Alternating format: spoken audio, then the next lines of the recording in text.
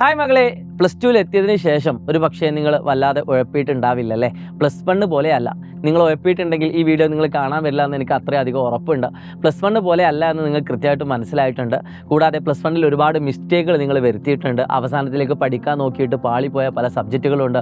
So അത്തരത്തിലൊരു ബുദ്ധിമുട്ടില്ലാതിരിക്കാൻ വേണ്ടി തന്നെയാണ് +2 ഒരു പക്ഷേ നിങ്ങൾ ട്യൂഷന് പോയത്, ഓൺലൈൻ ട്യൂഷനുകളിൽ ജോയിൻ ചെയ്തത്. പണ്ട് യൂട്യൂബ് ക്ലാസ്സുകളൊക്കെ മാത്രം കണ്ട് പോയാൽ മതിയെന്ന് വിചാരിക്കുന്ന പലരും, പണ്ട് ട്യൂഷനൊന്നും ഓഫ്ലൈൻ ട്യൂഷനൊന്നും പോകണ്ടെന്ന് വിചാരിച്ച പലരും ഇപ്പോൾ ഓഫ്ലൈൻ ട്യൂഷന് പോയി തുടങ്ങിയിട്ടുണ്ട്, യൂട്യൂബ് ക്ലാസ്സുകൾ കാണാൻ തുടങ്ങിയിട്ടുണ്ട്, ആപ്പിലെ ക്ലാസ്സുകൾ കാണാൻ തുടങ്ങിയിട്ടുണ്ട്. സോ അങ്ങനെ അബദ്ധത്തിൽപ്പെട്ട എല്ലാവരും ഇത്തവണ അത് റെക്ടിഫൈ ചെയ്യാനുള്ള തീരുമാനത്തിൽ തന്നെയാണ്. അതുകൊണ്ട് തന്നെയാണ് നിങ്ങൾക്ക് വേണ്ടി ഈ വീഡിയോ ഞാൻ സമർപ്പിക്കുന്നത്. സോ വീഡിയോ മുഴുവനും കാണുക, നിങ്ങളുടെ ഏറ്റവും വിലപ്പെട്ട അഭിപ്രായങ്ങൾ കമൻറ്റ് ബോക്സിൽ രേഖപ്പെടുത്തുക. നിങ്ങൾ എഴുതാൻ പോകുന്ന +2 ആദ്യത്തെ എക്സാമാണ് ഓണം എക്സാം എന്ന് പറയുന്നത്. എല്ലാ സ്കൂളുകളിലും ഈ ഓണം എക്സാം നടക്കുന്നതാണ്. മാത്തമാറ്റിക്സിൽ A+ നേടുക എന്നത് നിങ്ങളുടെ സ്വപ്നമാണ് എങ്കിൽ തീർച്ചയായിട്ടും അത് അത്ര സിമ്പിൾ ആയിട്ടുള്ള കാര്യമല്ല. അത്യാവശ്യം നല്ല രീതിയിൽ ഹാർഡ് വർക്ക് ചെയ്ത കുട്ടിക്ക് മാത്രമേ A+കളും ഫുൾ മാർക്കുകളും കിട്ടുള്ളൂ. നമ്മൾ A+കളിലേക്ക് നോക്കേണ്ട മക്കളല്ല, നമ്മൾ എപ്പോഴും ഫുൾ മാർക്കുകളിലേക്ക് ലക്ഷ്യം വെക്കേണ്ട ആളുകളാണ്. എങ്ങനെയാണ് ഫുൾ മാർക്ക് നേടുക എന്നത് സിമ്പിളായിട്ട് പറഞ്ഞുതരാം. നിങ്ങൾക്ക് 5 ചാപ്റ്റേഴ്സാണ് മാത്തമാറ്റിക്സിൽ വരാൻ പോകുന്നത്. ആ 5 ചാപ്റ്റേഴ്സിൽ നിങ്ങൾക്കറിയാം, ഏറ്റവും ആദ്യത്തെ ചാപ്റ്റർ റിലേഷൻസ് ആൻഡ് ഫംഗ്ഷൻസ് ഒരു മോഡറേറ്റ് ചാപ്റ്ററാണ്.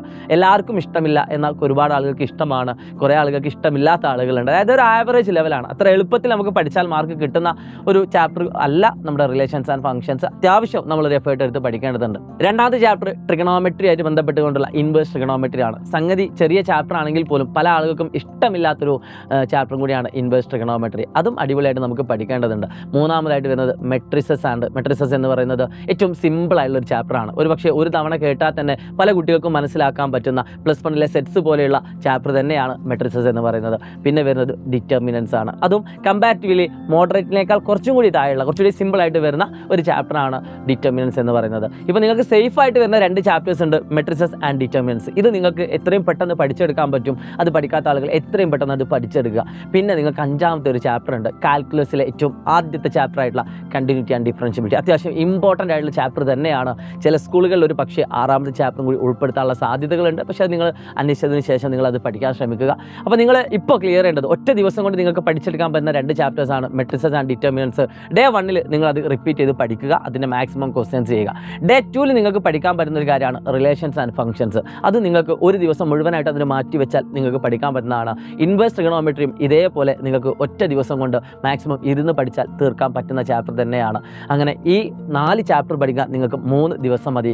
5ാമത്തെ ചാപ്റ്റർ നിങ്ങൾ 2 ദിവസം അധികം എടുത്തോ. അങ്ങനെ അത് ഒരു 6 ദിവസം നിങ്ങൾ വിചാരിച്ചാൽ ഈ 5 ചാപ്റ്റർ പഠിക്കാൻ പറ്റും. +2 മാത്തമാറ്റിക്സിലാകെ നിങ്ങൾ പഠിക്കാനുള്ളത് 13 ചാപ്റ്റേഴ്സാണ്.